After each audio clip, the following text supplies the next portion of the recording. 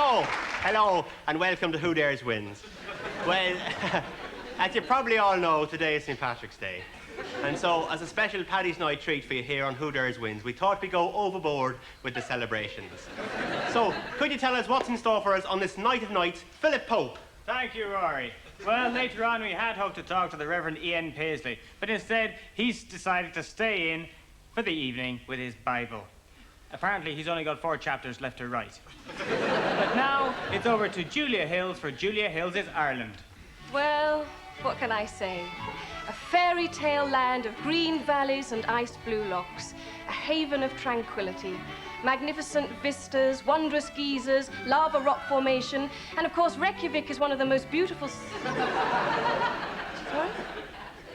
Ireland? Oh, I thought you said Iceland. Oh, no, I hate Ireland. It's a miserable, damp place. Horrible. Thank you. Thank you, Julia. Well, good news for music lovers tonight. On the show, we've got the magic flute of James Galway. And later on, we'll be melting that down. So without further ado, let's get on with the jigging and the fiddling!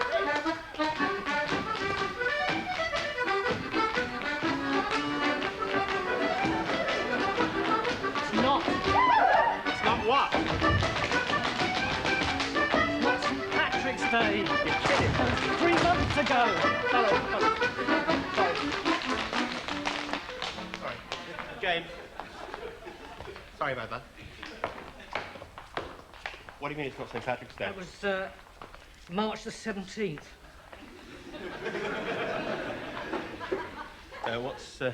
What's today then? June the 16th, St. Osman's Day.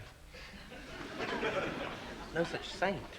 Yeah, St. Osmond the Unworthy. He was... I've never heard of it.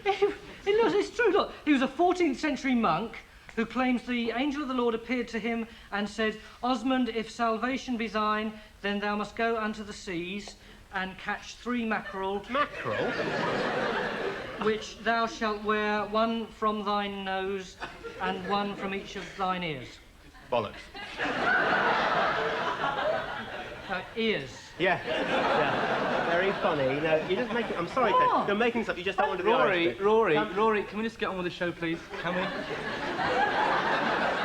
Tonight is St. Osmond's night, for God's sake. I've got all this mackerel, eh? I've got to pass it around the audience. Sorry about this. Sorry, it's my fault. Happy St. Osmond's Day. Sorry. Can we have the shamrock back, please? Sorry about this, mackerel.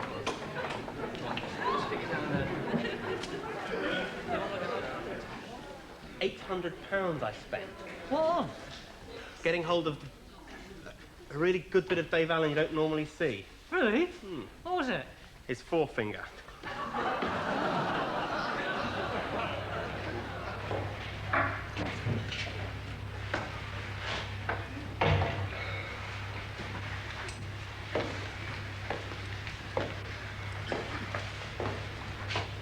Mrs. Gillespie.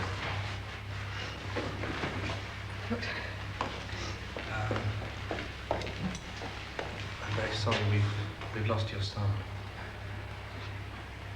His addiction was very far advanced, and little we could do. If it's any consolation, at the end came very quickly. Look, I know this must be an ordeal for you.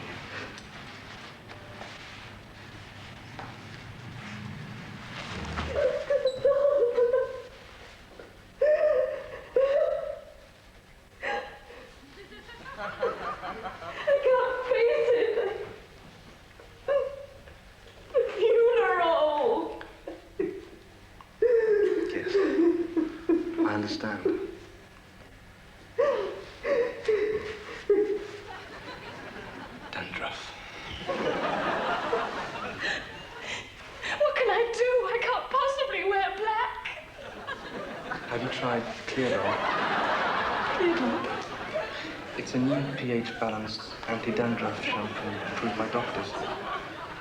Try it. Tony Gillespie, for his short but precious life, let us not grieve, but let us give thanks to God. Thanks be to God. Thanks, Peter. Clear doll. Clear doll. For those once-in-a-lifetime moments.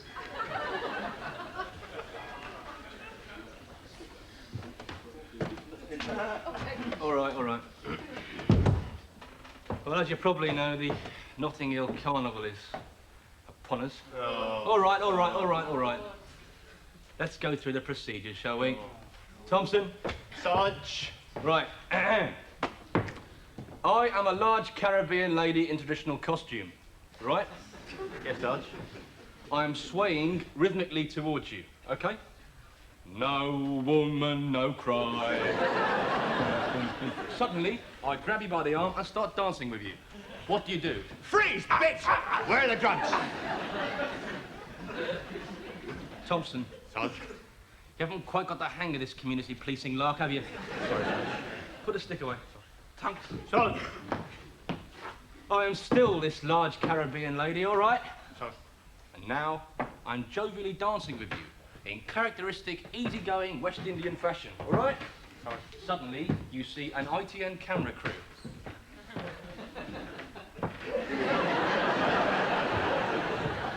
Good boy, Tunks, good boy. Sarge, I've got an idea for this carnival. Yeah? I thought maybe I could go undercover. Yeah. I thought maybe if I were to disguise myself by dressing up as a woman like I did last week. Yeah. At the police disco, Tunks. And on points duty. And at the Chelsea versus Millwall game. What were you doing in a pink cotton frock, Tunks, on desk duty? It is summer, Sarge. Tunks! Well, you never know where a rapist might turn up, Sarge. Sit down. That reminds me, rape. We better brush up on the initial interview technique. Hodges, Thompson. Sarge. Right, Thompson, here is a woman who's alleged she's been raped. She's scared. She's distressed. Right? Let's see how well you handle this. Right, Sarge. You like a chair, dear? Oh. Sit down there. Tough. Good. You like a cup of tea? Yeah, tough. Right. Now, just take your time. Tell me when you're good and ready to answer a few straightforward questions. Excellent. You ready? Yeah. Right. How long you been a prick teaser then? Thompson! That is just the sort of conduct that gets Sir Kenneth crucified on Panorama. Now sit down. I'm sorry to break into the sketch, but I've got an appeal for any burglars who might be watching the show. You see, next week, we got this really funny sketch about Ron Atkinson, the Manchester United manager, only we can't afford any of that vulgar expensive jewellery that he wears. But there's this woman in the audience who we know is absolutely dripping with jewels. She's sitting just over there. No, don't worry. And she won't be home for a couple of hours, and this is her address. And the deal is this: you take the video and the furniture, and you send us the rocks. Okay?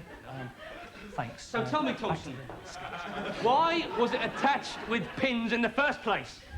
Well, Sarge, different elephant.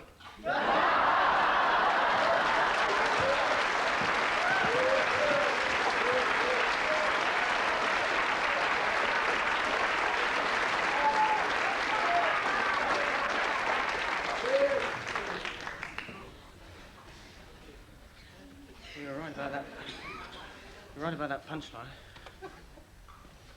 What's that? What you reading? Oh, it's new book, Maggie, Her Amazing Life. Quite good. Can't see what's so amazing about a boring grocer's daughter from Grantham. No, it's quite interesting, actually. Margaret Hilda Thatcher was born the only child of a white Russian princess and the Navajo Indian chief Mighty Burning Spear. Bullshit, Rory.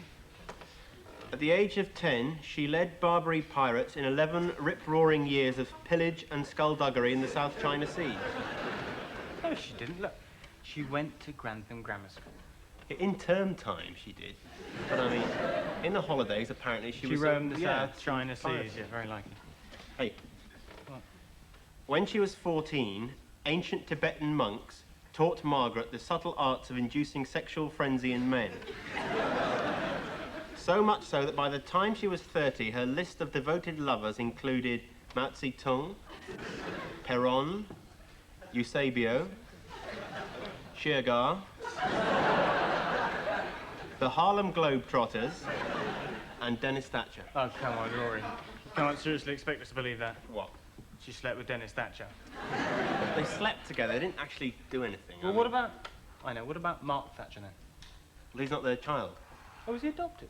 He was found on the doorstep wrapped in brown paper when he was 24. I suppose Dennis Thatcher's an ex-sumo wrestling champion. That's Carol Thatcher. What about Dennis Thatcher? Oh, there is something about Dennis. Hang on. Dennis Thatcher. See under the table. Alcohol is a poison, but how many people... Oh, sorry. I forgot what was...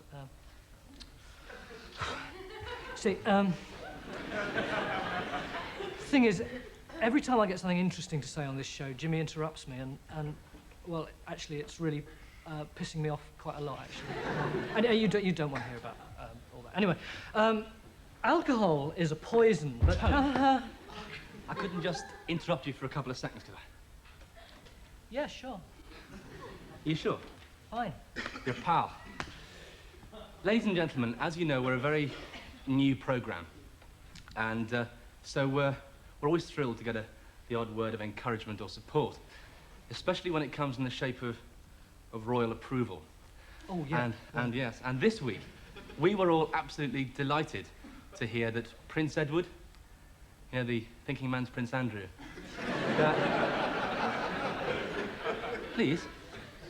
that he said in public that Who Dares Wins was his favourite programme. And I don't mind telling you, we were absolutely delighted, choked, a little bit humbled. And so we put our heads together and decided to have him here this evening as our honoured guest. So we got him 2 seats down the front row. And as you can see, the ungrateful little turd didn't turn up. You know what the excuse was? His mummy wants him to stay in and revise for his exams. Why bother, Eddie, baby? I mean, Cambridge are hardly going to sling you out, are they? I mean, if they gave Charles a second-class honours for writing his name at the top of the paper in block capitals, I mean, Christ, I mean, they'll probably make you Chancellor of the bloody university. And they can't, can they? Daddy already is. You know what Charles put in his history O-level, eh? When asked who succeeded Edward VIII after his abdication, Grandpa!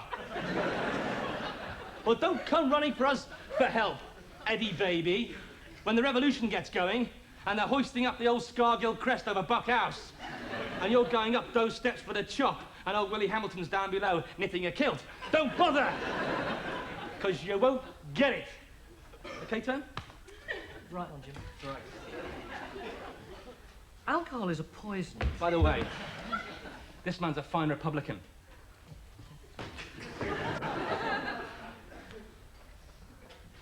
Alcohol is a poison, but how many people watching the show here tonight will have had a drink containing it? Quite a few, I should imagine.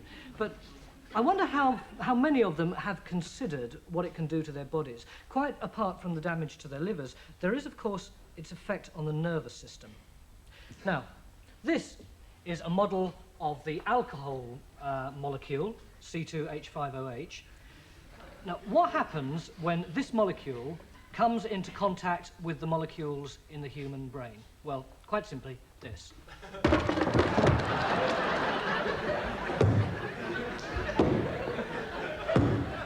Has he been drinking?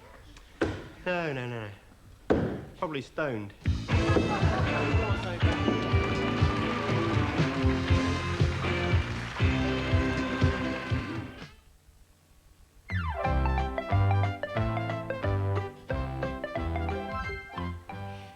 This year, we held a nationwide competition to find out which school could come up with the most imaginative invention with practical applications. And here are the winners. 3 members of the St. Botolph School in Kent. Welcome. Hello. Hello. And here to question our three young geniuses about their marvellous piece of hardware is lecturer in applied physics at the University of East Anglia, Dr. Michael Mayhew. Hello. Well, first of all, let me congratulate the three of you on this marvellous achievement. Now, John, if I can start with you, well, what is it? Well, put simply, it's a computerized soil scanner. I see. Now, it must have taken you an awful long time to build this scanner, John. Yes, I worked solidly every night for about 6 months. 6 months? Really? Must have interfered with your social life a bit, eh, John? A little bit, yes. Yes. I mean, how did your girlfriend feel about that? I don't have one. Really? Well, a good-looking boy like you, no girlfriend? I mean, I bet all your mates have got girlfriends, eh, John? Probably a phase you're going through, that's all. Are you a member of the YMCA by any chance? Yes, I am. I thought so, yeah. Dr. Mayhew, actually, perhaps you could ask them about the scanner. Certainly. Hello. Hello. Hello, Susan. Now, how old are you, Susan? I'm 16. Right. You must be very, very clever to have built such a complicated piece of machinery, Susan. Well, I've got 14 O-levels. Have you? Really? Well, tell me, Susan, while you were assembling this machine, did you ever get laid? Obviously not by John here. Hello, John. Love to your mother. Dr. Mayhew, actually, could we move on to Simon at this Sure, juncture? absolutely delighted. Hello, Simon. Now tell me, how on earth did you finance such an ambitious project as this? Well, Daddy helped a little. Did he? And what does Daddy do? He's a merchant banker. Well, well, well. Good Lord. You must be rolling in it then, Simon. Now, tell me, where do you see this invention being used? We think in the third world. Do we? Do we? Yeah. You little prig. Why didn't you sell it to some big multinational like Daddy would have done, eh? Susan, do you fancy putting on the back? Dr. Mayhew, actually, I'm sorry, but I've had quite enough. Really? That isn't what you said last night. Well... Yo-yo knickers. That's all from Young Smart House of the Year for 1984. And you snore. Good night. Oh. Oh. Oh. That's great. Did you finish? No, not quite. I couldn't do 3 down. Thank you. Our celebrity guest this week is someone very special. He's a man who possesses unique specialist powers. So will you welcome, please, a big hand for Mr. Peter Simpson.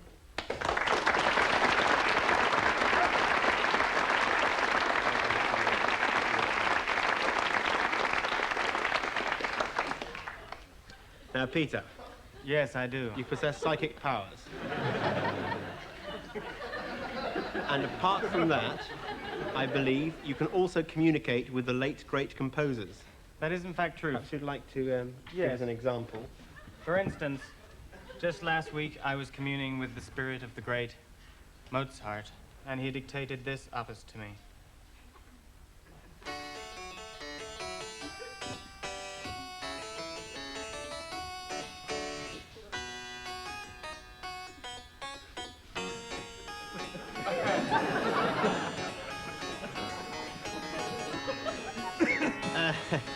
It's not the Mozart we've come to know and love, is it? Well, no, but some deceased composers do like to progress. Yes. Are there any deceased composers who haven't changed their style? Yes, for example, Buddy Holly. He's still doing the same sort of stuff. Here's a number which he dictated to me about a long-lost loved one. Oh, Peggy Sue, what have they done to you? How I remember all those high school whirls you wore, Bobby socks and little kiss-me girls. Now you've got hairy armpits and you're sleeping with girls. Oh, Peggy.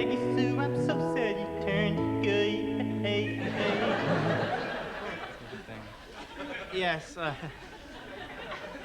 I see Death hasn't improved his voice at all. What others? Who else do you commune with in the deceased musician's world? Well, there's Schubert, Debussy, Wagner, Stravinsky, Andrew Lloyd Webber. Hang on, he's not dead, is he, Stravinsky? Oh, yeah.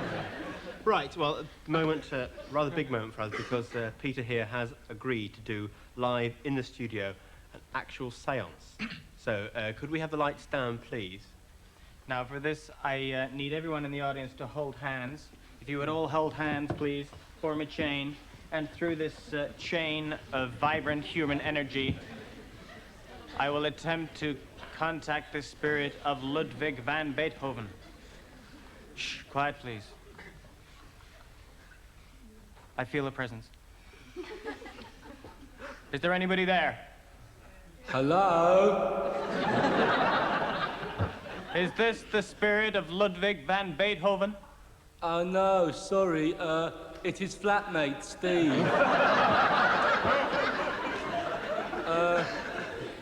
Ludwig's out at the moment, having his ears syringed. Can I take a message? Does anybody have a question for Steve? Yeah, Steve, I'm sure everyone here would like to know what being in limbo is like. Right, have you ever stayed at the Holiday Inn? We seem to have attracted a malevolent spirit. No, sorry, that's just Keith Moon pissing about. Stop it, Keith. Look, I'm awfully... Oh, God. He's gone and blown up the toilets again. You see, now that he knows he can't die anymore, he just doesn't care. Okay, stop that. Look, I better call you back. No, sorry, I've lost the contact. Thank you, ladies and gentlemen. Peter, with your special powers, can you give us a privileged glimpse into the immediate future? Yes. I can see the hold of an aircraft with 2 lost souls.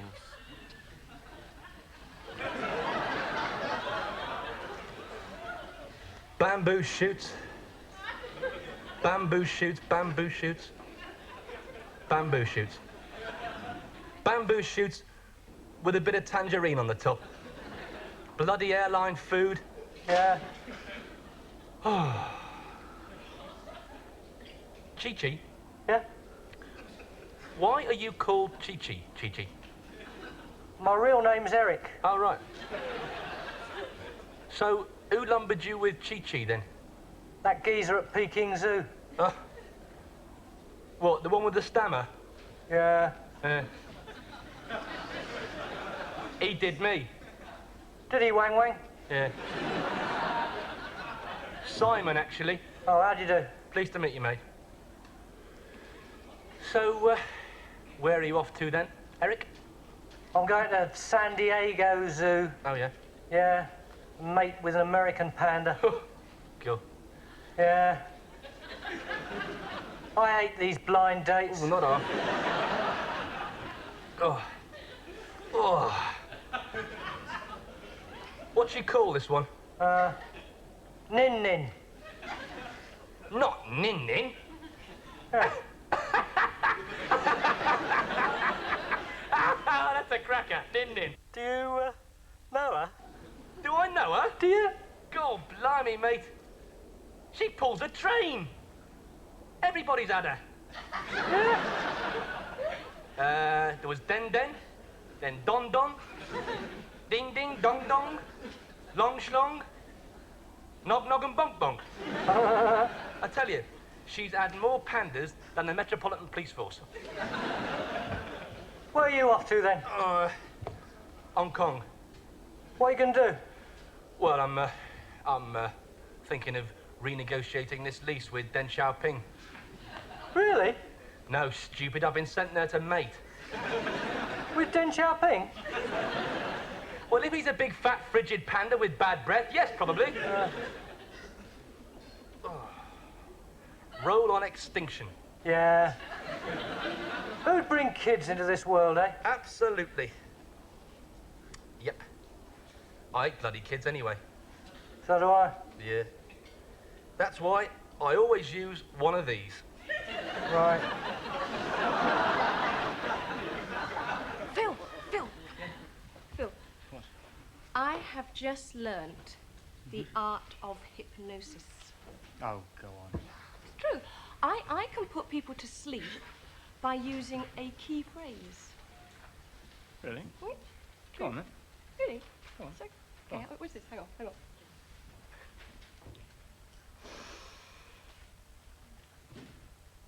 The EEC elections. It's incredible. It's brilliant. Told you. How do you, that's snoring, isn't it? How do you wake them up again? Well, I don't know. I haven't learnt that bit yet. Oh, terrific. Oh, that's marvellous. You have to do the rest of the show with a sleeping audience.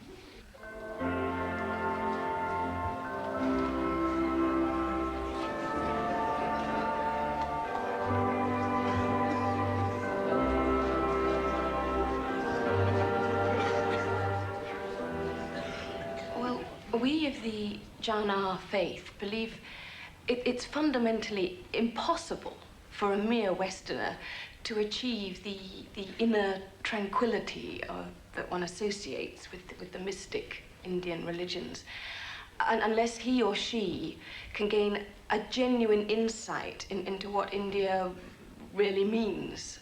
Well, this we achieve by contemplation together in the Janna room. And this in here, this is the Janna room, our spiritual haven.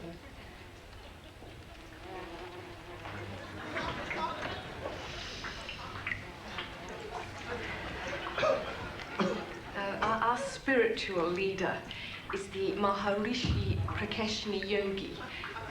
He teaches us that in order to achieve true enlightenment, one has to step outside of oneself and experience to the full the reality of an alien culture. That's why he forces himself to live in Monaco. But, we get an awful lot out of it, don't we, Derek? Yes, the Janna. Janna. Janna. Yes, and gives us a lot.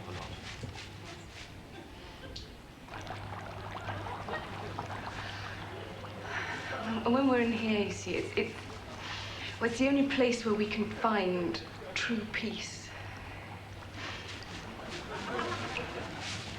I mean, what we get out of it, it's, well, how would you describe it? It's... Smelly? Well, smelly, yes, but the smell, the smell, in fact, is the essence of India. Yes, in fact, it's called the real essence of Delhi, which the down boy,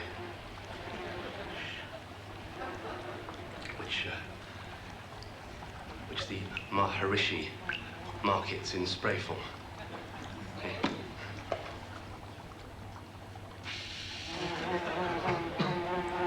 Yes, the fly's going a bit.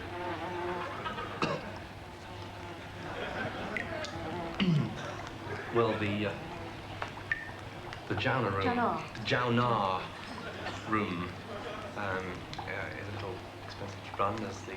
There's the heating bills, darling. Yes, but There's the rice for Ranji. Rice for Ranji. Rice for Ranji. Not now, Ranji. Rice for Ranji. This is Ranji. I'll beg her. Authentic. Not now, Ranji. Not now. Good boy. Good boy. I wouldn't say it was expensive. I mean, it's all worth it spiritually anyway, isn't it, Derek? I mean, yes. It's all worth it. Even the leprosy is worth it because, in fact, that shows us that, or helps illustrate what the Maharishi teaches us, which is that the body, the outside body of Ranji's a leper. Our bodies are mere irrelevance, and what is important in spiritual terms and in every other part of the total experience, Derek, is our inner spiritual. You can't have a leper in Dutchies. And that is what life with a capital is. You can't have a leper. Ow! Something just bit me.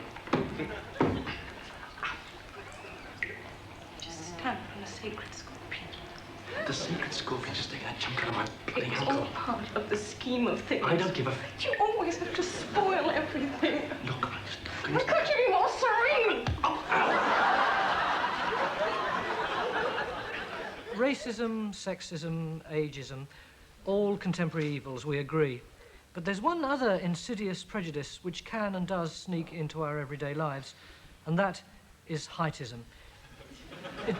It's all too easy, isn't it, to simply ignore or just make jokes about people of a smaller stature. And on Who Dares Wins, we're particularly aware of this, especially when it comes to little Tony. Aren't we, Rory? Yeah, is he here at the moment, Tony? I didn't see this before. Rory, that is exactly the kind of cheap, heightist jibe which we're trying to discredit on this programme. I'm sorry. Absolutely. I mean, we actually have cause to be thankful to short people. I mean, just think of all the short people in history, like Gandhi and Hitler, Albert Schweitzer, and Goebbels, Attila the Hun, Dudley Moore, Billy Bremner. What do you think, Julia? Well, I'm with you. I mean, I think real women reject heightism completely. I mean, for me, it makes no difference to me how tall a man is, Exactly. or what his size is, anything. Although your boyfriend is 6'4". Yeah, but it's not his height I'm interested in, is it, Rory? I mean, it's his personality. And what is his personality? Well, sort of tall, I suppose. Yeah, you've never been anyone less than 6 foot. Hold it right there. Hang on, man. Right. Don't touch me, or I'll throw this over the camera, all right? And keep the cameras rolling as well. Keep rolling, keep on telly, otherwise it's £20,000 worth of damage, all right? Shut up, short ass. Right. Now, I'm from the Animal Liberation Army, and I'm here to tell everyone about the dreadful way in which this programme is exploiting all sorts of defenceless animals.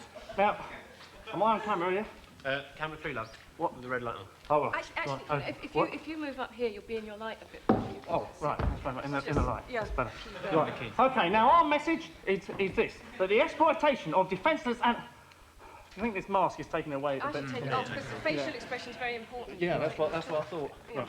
Okay, right, now, what I want to say to you bastards is this. Makeup. What? Makeup. Oh, yeah, makeup. Let's have some makeup. Oh, sorry. Trying to paint over the camera. Oh, right. Thanks. Sorry about the delay, everyone. Been a wonderful audience, and not to say a very patient one. Very great pleasure it is to be on the show. Where was that?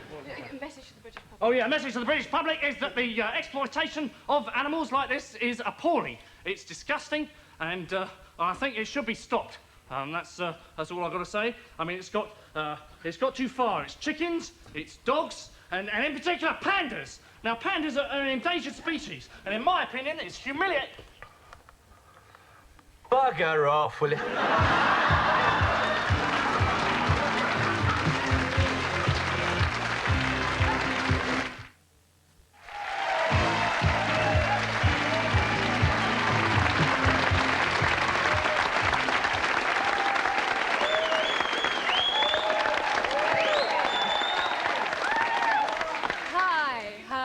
Welcome to Street Cred. Now, later on, we'll be featuring lots of really unique things. But first of all, we're going to look at one of Britain's cultural pioneers. Del Masters is a fashion trendsetter. He was Britain's very first teddy boy, though he found this didn't go down too well in the trenches of the Somme.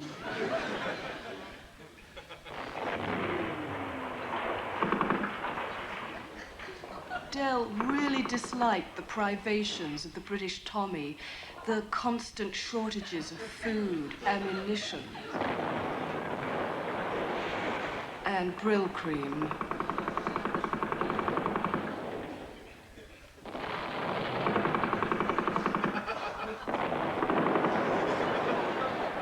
Del soon discovered that brothel creepers were not ideally suited to the conditions, so by the time of Passchendaele, he had already become a rocker, though he soon deserted and fought for the other side.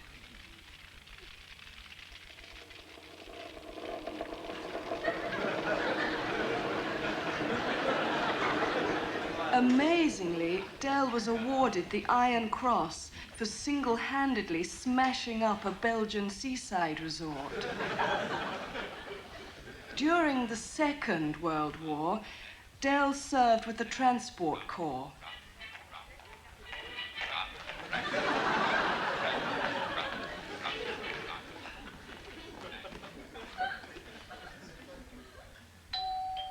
And in 1964, he stood as a Liberal candidate, unsuccessfully.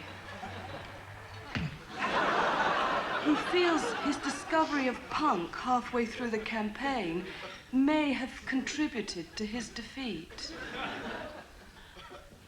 And will you welcome, please, tonight, live in the studio, trendsetter extraordinaire, Del Master!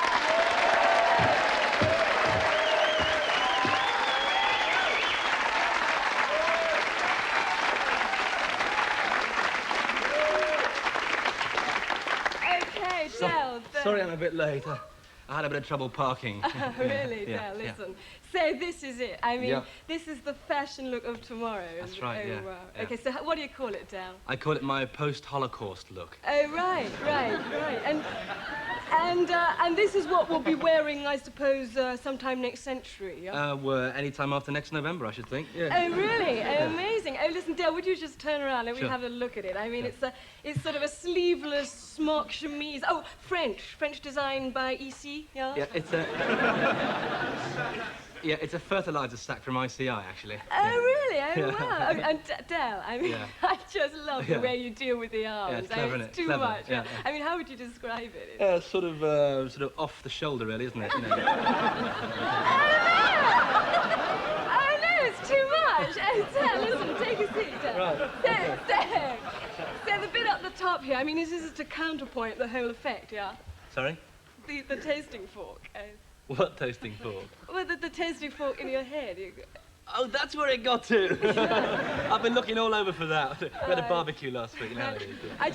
I just love it, the bandana. Yeah, the bandage. Yeah. Is that because... Because I'm blind, yeah. Oh, blind! Yeah.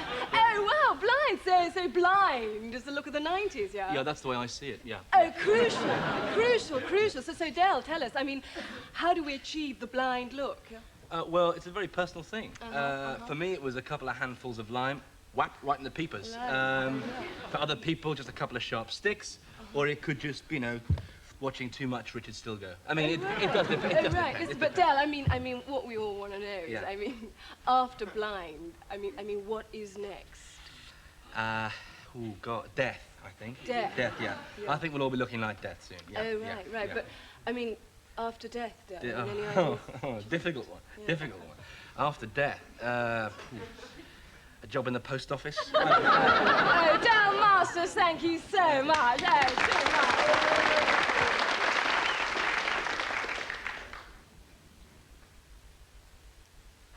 And there'll be more libel for the deaf next week on Who Dares Wins. Tonight, on Who Dares Wins, we're very, very excited because we've come up with actually rather a juicy exclusive. Because we've got here, on tape, Prince William's first words, right? The first words of our youngest prince. So, I'll just stick them in here. No, I don't. Mummy. Oh. Plebs.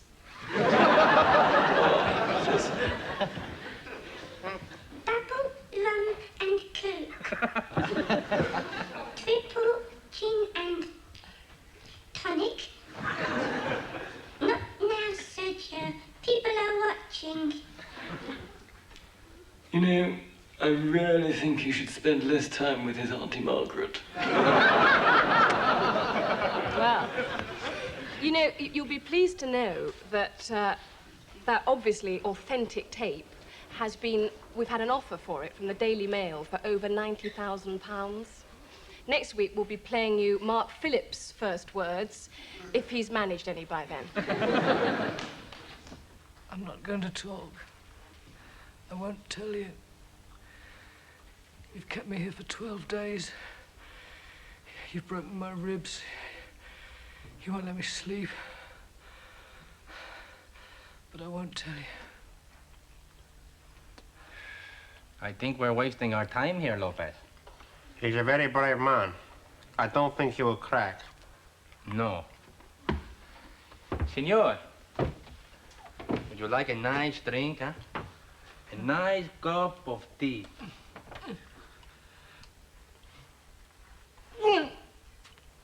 You bastard, you left the tea bag in. Oh. I'm very sorry, senor. Hey, you're not looking too well. Perhaps you'd like to go and use the toilet, senor. Yeah. The toilet. You haven't let me go to the toilet for 12 days.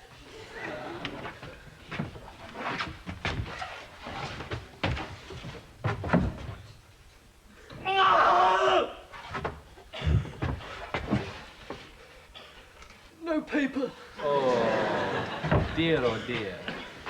This is just the beginning, senor. If you don't tell us what we want to know, you'll know what will happen next. Oh, one of those little watch alarms. And then if you still don't talk, we get really nasty. See, we get the man upstairs to play his stereo very loud.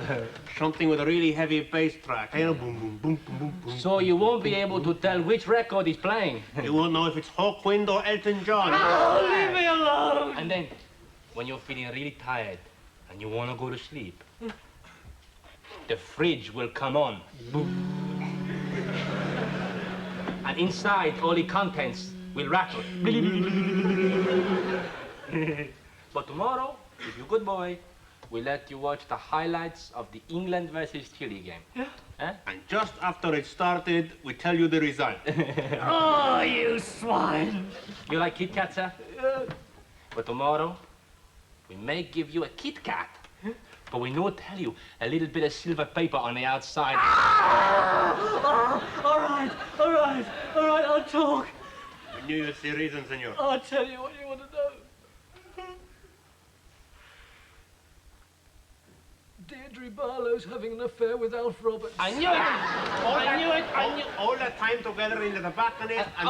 Okay. What about Fred G and Beck Lynch? I don't know. You don't know? Okay. The Kit Kats. No!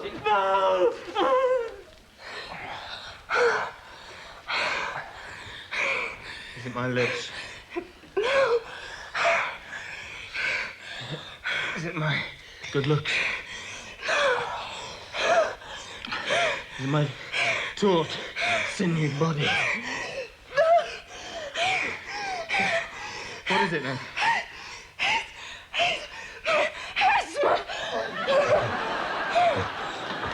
I've had a lot of letters this week about a problem that I know is affecting a great many of our viewers, and I've got one here, so I'll just read it.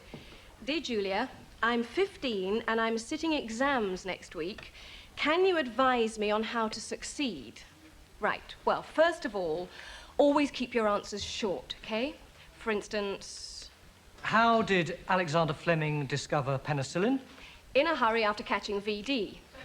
But, in fact, there are only 2 ways to really ensure that you succeed at your exams, and one is to become a prince, and the other is to cheat. So, here are some tips on good cheating technique. Number 1, cribbing. Now, the correct way to conceal notes. Right and wrong. And if the exam is going very badly, for number 2, simulate a nervous breakdown. But please, none of that cliched foaming at the mouth stuff. I mean, a breakdown has got to be believable, all right? Tony.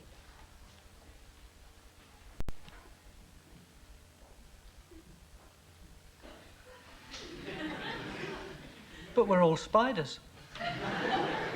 And finally, but not least, always write what the examiner wants to read, like a juicy piece of pornography, or... Dear examiner, you're very handsome. Or give me an A and I'll keep quiet about the abortion. Next week, students, I'll be talking to you about how to do 100 lines without ruining the inside of your nose. Sir? London Bridge is the one that opens up in the middle, isn't it? Yeah, that's Townsend. has this thing got reverse? Oops. Go on. We're gonna play some of those good old coffee drinking songs. Come on, everybody, raise your cup. We'll keep on singing all night long and we won't stop, except when we're gonna throw up. Here, come here. Come on, and give me a hand. I've collapsed into a bush. I was once sent direction as Haley's coming. There's a very good chance that I am going to choke on my own vomit. Come on, and give me a hand. I've collapsed into a bush. When my old man came in last night, well, he was absolutely tight. He left me in no time as to who is the boss. He smashed all my teeth that he was really quite cross. When my old man came in last night, I must admit I had a fright. I crashed to the floor when he kicked me out of bed. I damaged my brain cause I landed on my head. It's left me quite daft.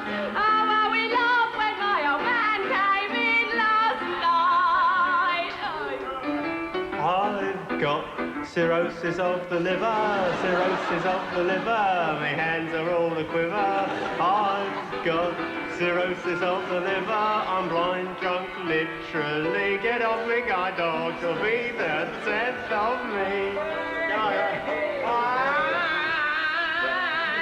smashed up my car when I was over the limit. I killed my passenger, still it's against your limit. The police asked the third party's name, and to me what yours they said. I answered I won't have one, thanks all the same. I'm all ready to sun on my head. Brewers droop, you got me, brewers droop. Limp enough to tie in a loop. Now I can't do it anymore. You've left me impotent for sure. I'm smashed. I'm legless. I'm canned. I'm paralytic. I'm banned. I'm completely rat-arsed. I'm out of my head. We're well blottoed. And I wet the bed. I'm tight. I'm pie-eyed. I'm pissed. I ain't at the toilet. I'm missed. I'm I'm skewed. I'm totally screwed. We're dry.